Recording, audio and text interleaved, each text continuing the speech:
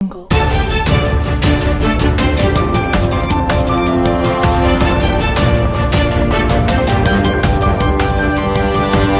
Audio Jungle.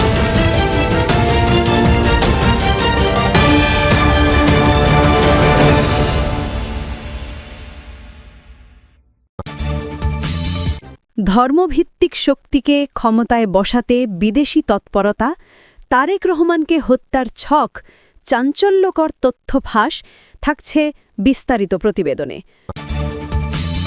বাংলাদেশের রাজনৈতিক ইতিহাস দীর্ঘদিন ধরেই সহিংসতা, ষড়যন্ত্র, প্রতিশোধ এবং রাষ্ট্রক্ষমতার লড়াই দ্বারা নির্ধারিত। স্বাধীনতার পর থেকে আজ পর্যন্ত দেশের প্রতিটি বড় রাজনৈতিক মোড়েই নৃশংস হত্যাকাণ্ড, গুম, হামলা এবং সরকারি বিরোধী শক্তির সংঘাত ঘটেছে।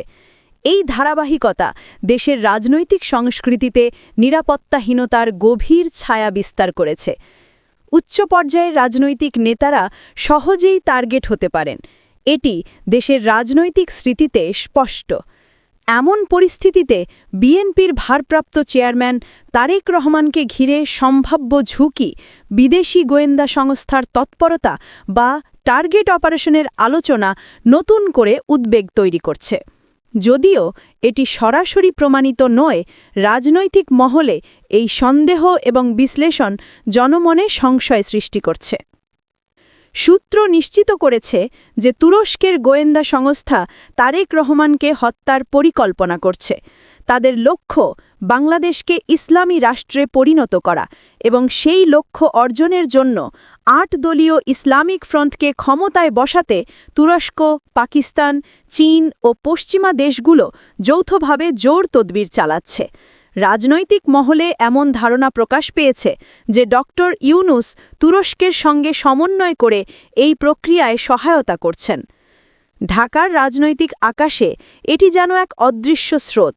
সব কিছু স্বাভাবিক মনে হলেও রাজনৈতিক অঙ্গনে ভেতরে জমছে দম বন্ধ উত্তেজনা। রাজনৈতিক কেন্দ্রবিন্দুতে এখন এক নামই সবচেয়ে বেশি উচ্চারিত: তারেক রহমান। সাম্প্রতিক সপ্তাহগুলোতে তার নিরাপত্তা নিয়ে যে ফিসফিসানি ছড়িয়ে পড়েছে তা রাজধানীর রাজনৈতিক আবহে এক ধরনের অনিশ্চয়তার ছায়া নামিয়েছে। দলের উচ্চ পর্যায় থেকে সাধারণ সমর্থক পর্যন্ত এক অদৃশ্য শঙ্কা যেন সবাইকে নীরবে ঘনিয়ে নিয়েছে। বিশেষ করে টার্গেট করা হতে পারে, এই ৩টি শব্দ নেতাকর্মীদের মনে অস্বস্তিকর প্রতিধ্বনি সৃষ্টি করছে। এই উদ্বেগ কেবল দেশের সীমায় সীমাবদ্ধ নয়, আঞ্চলিক শক্তি, মধ্যপ্রাচ্য ভিত্তিক তৎপরতা, বিদেশি গোয়েন্দা সংস্থার অস্বাভাবিক সক্রিয়তা পরিস্থিতিকে আরও জটিল এবং অস্থির করে তুলেছে। বাংলাদেশের রাজনৈতিক ইতিহাস এই ধরনের উত্তেজনার পিছনের প্রসঙ্গ স্পষ্টভাবে তুলে ধরে। জাতির জনক বঙ্গবন্ধু শেখ মুজিবুর রহমানের সপরিবারে হত্যাকাণ্ড, ৪ জাতীয় নেতার জেল হত্যা, জিয়াউর রহমানের হত্যা, ২১ আগস্ট গ্রেনেড হামলা এবং বিভিন্ন বিরোধী নেতার উপর ধারাবাহিক হামলা, এসব অভিজ্ঞতা রাজনীতির শীর্ষ স্তরের প্রতি সম্ভাব্য হুমকিকে স্বাভাবিক এবং সংবেদনশীল করে তোলে।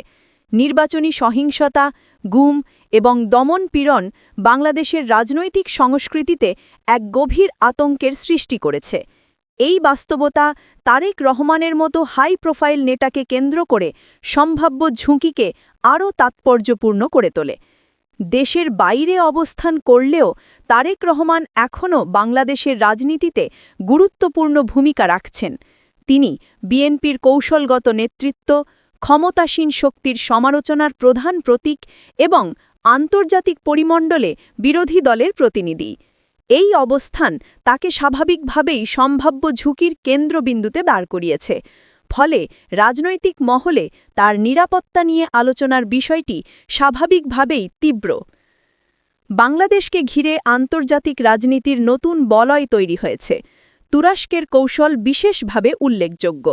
এরদোগান সরকারের পররাষ্ট্রনীতি মূলত 4টি স্তম্ভের ওপর দাঁড়িয়ে: মুসলিম বিশ্বের নেতৃত্বের দাবি, রাজনৈতিক ইসলাম ঘেঁষা দলগুলোর প্রতি সহানুভূতি, মধ্যপ্রাচ্য, ইউরেশিয়া অঞ্চলে প্রভাব বিস্তার ও পশ্চিমা শক্তির সঙ্গে টানাপোড়েন।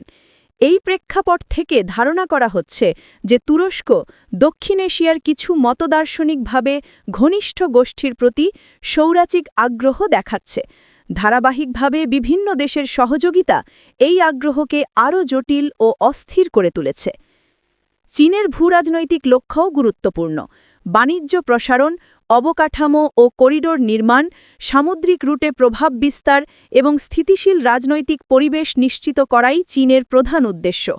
চীন সাধারণত অস্থিতিশীল পরিবেশে সরাসরি হস্তক্ষেপ কম রাখে, তবে বাংলাদেশের রাজনৈতিক পরিবেশের স্থিতিশীলতা তাদের জন্য গুরুত্বপূর্ণ। ভারতও বাংলাদেশের নিরাপত্তা, সীমান্ত রক্ষা এবং আঞ্চলিক ভারসাম্য রক্ষায় সতর্ক। যদিও ভারতের স্বার্থ সরাসরি রাজনৈতিক হত্যাকাণ্ডের সঙ্গে যুক্ত নয়, তাদের উপস্থিতি ও সামরিক ভূমিকা প্রেক্ষাপটকে আরও সংবেদনশীল করেছে। ভূরাজনৈতিক প্রতিযোগিতা বাংলাদেশের রাজনৈতিক পরিমণ্ডলকে জটিল করেছে। বিভিন্ন আন্তর্জাতিক শক্তি তুরস্ক, পাকিস্তান, চীন এবং আঞ্চলিক দলগুলোকে ঘিরে রাজনৈতিক উত্তেজনা বৃদ্ধি পাচ্ছে। ইসলামী রাজনৈতিক গোষ্ঠীর উত্থান, আন্তর্জাতিক কূটনৈতিক চাপ এবং স্থানীয় রাজনৈতিক প্রতিদ্বন্দ্বিতা মিলিয়ে পরিস্থিতি আরও অস্থির হয়ে উঠেছে। এই জটিল পরিস্থিতি একদিকে দেশের রাজনৈতিক স্থিতিশীলতার জন্য চ্যালেঞ্জ তৈরি করছে, অন্যদিকে রাজনৈতিক নেতাদের নিরাপত্তা নিয়ে সতর্ক থাকার প্রয়োজন বাড়াচ্ছে। তারেক রহমানের মতো হাই প্রোফাইল নেতা থাকায় সম্ভাব্য ঝুঁকির আলোচনা হালকা করে দেখার সুযোগ নেই। অপরদিকে অতিরঞ্জিত করে রাজনৈতিক আতঙ্ক ছড়ানো বিপজ্জনক। বর্তমান পরিস্থিতি এমন এক পর্যায়ে দাঁড়িয়েছে যেখানে রাজনৈতিক, আঞ্চলিক এবং আন্তর্জাতিক প্রভাব একত্রিত হয়ে এক ঝুঁকিপূর্ণ এবং অস্থির রাজনৈতিক আবহ সৃষ্টি করেছে। এই পরিবেশে দায়িত্বশীল রাজনৈতিক আলোচনা, তথ্যভিত্তিক বিশ্লেষণ এবং সতর্ক সাংবাদিকতা ছাড়া পরিস্থিতি আরও জটিল এবং অনিশ্চিত হতে পারে। জনগণ দায়িত্ব দিলে বিএনপি আবারও দুর্নীতির বিরুদ্ধে লড়াইয়ে নেতৃত্ব দিতে প্রস্তুত বলে মন্তব্য করেছেন বিএনপির ভারপ্রাপ্ত চেয়ারম্যান তারেক রহমান। মঙ্গলবার অর্থাৎ ৯ই ডিসেম্বর সকাল 10:30টার দিকে নিজের ভেরিফাইড ফেসবুক পেজে এক পোস্টে তিনি একথা বলেন। তিনি বলেন, দুর্নীতি কিভাবে বাংলাদেশকে পঙ্গু করে দিচ্ছে তা বুঝতে দূরে যাওয়ার দরকার নেই। মেধার ভিত্তিতে চাকরি খুঁজতে বের হওয়া একজন গ্র্যাজুয়েটের সঙ্গে কথা বললেই বুঝবেন।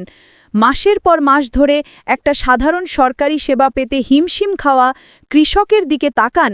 হাসপাতালে গিয়ে এক তরুণের পরিবার কিভাবে ভোগান্তিতে পড়ে সেটা শুনুন, অথবা ব্যবসা বাঁচিয়ে রাখতে ঘুষ দিতে বাধ্য হওয়া উদ্যোক্তাদের ভোগান্তি দেখুন। তিনি বলেন, খাবারের দাম কেন বাড়ে, স্কুলে ভালো পড়াশোনা কেন মেলে না, রাস্তায় কেন নিরাপত্তা নেই, সব কিছুর পিছনে সেই একই কারণ, দুর্নীতি। এটা লাখ মানুষের প্রতিদিনের জীবনকে দম বন্ধ করে ফেলেছে। বিএনপির ভারপ্রাপ্ত চেয়ারম্যান লেখেন, বাংলাদেশে দুর্নীতির বিরুদ্ধে লড়াই নতুন নয়, এটা বহু যুগের আলোচনার বিষয়। আন্তর্জাতিক দুর্নীতি বিরোধী দিবস আমাদের সেই লড়াইয়ের কথা মনে করিয়ে দেয়, আর মনে করিয়ে দেয় সেই সময়টাও যখন বাংলাদেশ সত্যিকারের প্রগতি করেছিল, আর সেই সময়টা এসেছে মূলত বিএনপির আমলে। রাষ্ট্রপতি জিয়াউর রহমান প্রশাসনে শৃঙ্খলা ফেরানো, পরিষ্কার সরকারি সেবা আর অর্থনীতিকে মুক্ত করার কাজে হাত দিয়েছিলেন, যা অনিয়ম এবং ক্ষমতার অপব্যবহার কমিয়ে দিয়েছিল। তারপর প্রধানমন্ত্রী বেগম খালেদা জিয়ার সময়ে সরকারি প্রতিষ্ঠানে আধুনিকতা শুরু হয়। নতুন ক্রয় নীতিমালা, কঠোর আর্থিক আইন, শক্তিশালী অডিট ব্যবস্থা আর পরিষ্কার নজরদারি। সবচেয়ে বড় পদক্ষেপ ছিল 2004 সালে দুদক গঠন, একটা স্বাধীন কমিশন যেখানে সরকার চাইলে হস্তক্ষেপ করতে পারে না। বিশ্বব্যাংক, এডিবি সবাই বলেছিল বাংলাদেশের জবাবদিহির বড় অগ্রগতি। টিআইবির জরিপেও দেখা গেছে 2002 থেকে 2005-এর মধ্যে পরিস্থিতি উন্নতি হয়েছে। মানুষ নিজেরাই বলেছে দুর্নীতি কমেছে। এটা কোনো গল্প নয়, এটা তখনকার সংস্কারের প্রমাণ।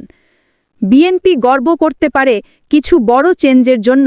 এর মধ্যে রয়েছে শক্তিশালী অর্থ ব্যবস্থা, বাজেট নিয়ন্ত্রণ, অডিট, ব্যাংকিং ও মানি লন্ডারিং বিরোধী আইন, স্বচ্ছ ক্রয় নীতি, প্রতিযোগিতামূলক দরপত্র, নিয়মের মধ্যে সরকারি ক্রয়, যা পরবর্তীতে দেশের সবচেয়ে বড় স্বচ্ছতার আইনের ভিত্তি তৈরি করে। উন্মুক্ত বাজার, টেলিকম, মিডিয়া, বিমান পরিবহন, যেখানে প্রতিযোগিতা বাড়ায়, দুর্নীতি কমে, সাধারণ মানুষের সুযোগ বাড়ে, ক্ষমতার বিকেন্দ্রীকরণ, প্রশাসন কম জটিল, কম ইচ্ছাধীন, বেশি মানুষের কাছে জবাবদিহি। তাই কথাটা স্পষ্ট, দুর্নীতি কমানোর ক্ষেত্রে ধারাবাহিক রেকর্ড একমাত্র বিএনপিরই আছে। বিএনপি আগামী দিনে দুর্নীতির বিরুদ্ধে যুদ্ধ আরও শক্তভাবে চালাতে বিএনপির কিছু পরিকল্পনার কথা তুলে ধরেন। প্রতিষ্ঠানের স্বাধীনতা, আদালত, দুদক, নির্বাচন কমিশন, সরকারি সেবা, কেউই যেন রাজনৈতিক চাপের মধ্যে না থাকে। পুরোপুরি স্বচ্ছতা, উন্মুক্ত দরপত্র ব্যবস্থা, সম্পদ বিবরণী, রিয়াল টাইম অডিট, শক্তিশালী তথ্য অধিকার আইন, বিচার ও আইন শৃঙ্খলা সংস্কার, পেশাদার পুলিশিং, দ্রুত মামলা নিষ্পত্তি, ডিজিটাল তথ্য প্রমাণ।